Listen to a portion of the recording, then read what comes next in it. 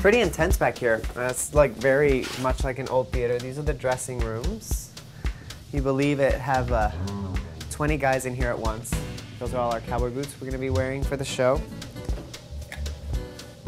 Women's dressing room looks about the same as the men's dressing room. Over here, I don't know if it's locked though, it might be. Maybe not. Yay! This is the costume shop. This is where all the costumes get built, designed, made. They're making our chaps right here for all the cowboys in Oklahoma. Let me see if I can turn on these lights. Do you have it dark for a reason? Yes. Yes? They're working on lights. So you can see that it's not just the performers that work endless hours. Got our lighting designer here checking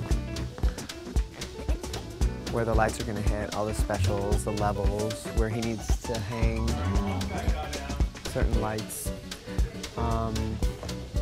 This is probably my favorite thing about, my favorite moment in performing is coming backstage when it's like dead like this and there's nothing going on and just looking at the theater. It's really cool.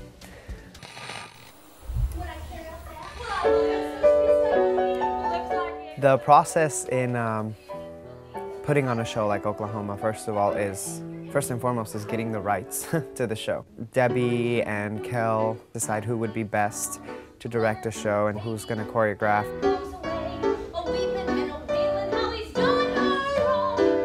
We have a wonderful musical director, Gary Beard, and so he makes life very easy. But then you have the audition process, you know, you make people sing 16 bars of a song. And then I would make them do about 2/8 or 3/8 counts of choreography. If they feel that there's somebody that maybe fits the role, then they have you do like a cold reading with either yourself or with a partner.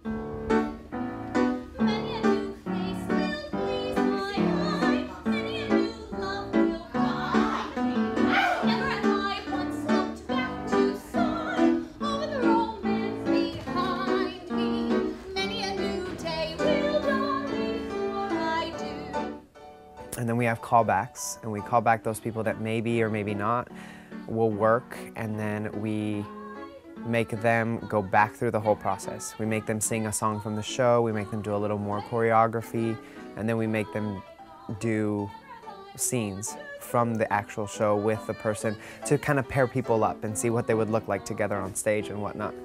And then finally we cast, and then rehearsals start, and we started writing with the choreography. There's about 10 musical numbers that needed to be choreographed, and because it was my first show, I didn't want to, not steal, but I didn't want to be influenced or borrow choreography from something that's been done. Trying to come up with original choreography as opposed to trying to set choreography that's already been done.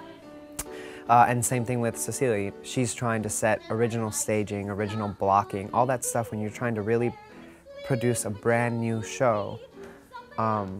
Takes so much more time. So the process has been very lengthy. Like today, for example, we have choreography going in one room, scene work going in another room, and then people working in the costume shop and getting fitted, and then people working in the scene shop, building the set. I mean, people are working here all the time.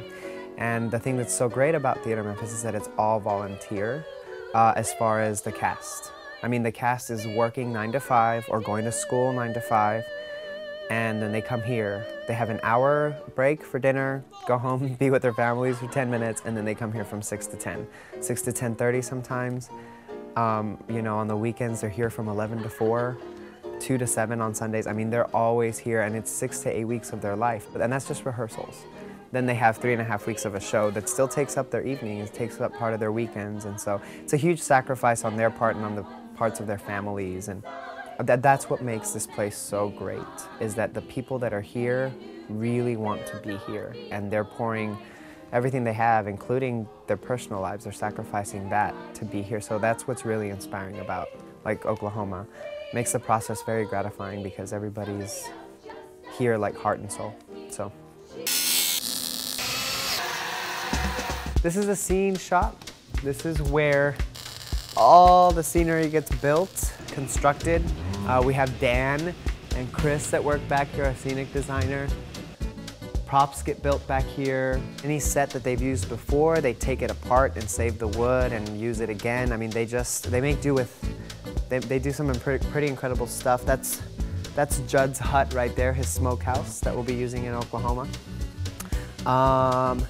So they build everything back here.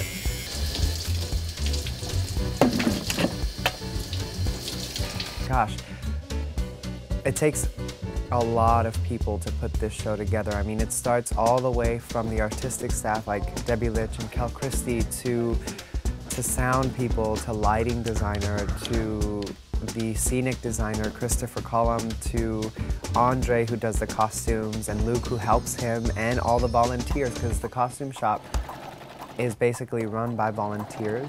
During the day, they come in 2, 3, 4 hours, and they give up their time to do that.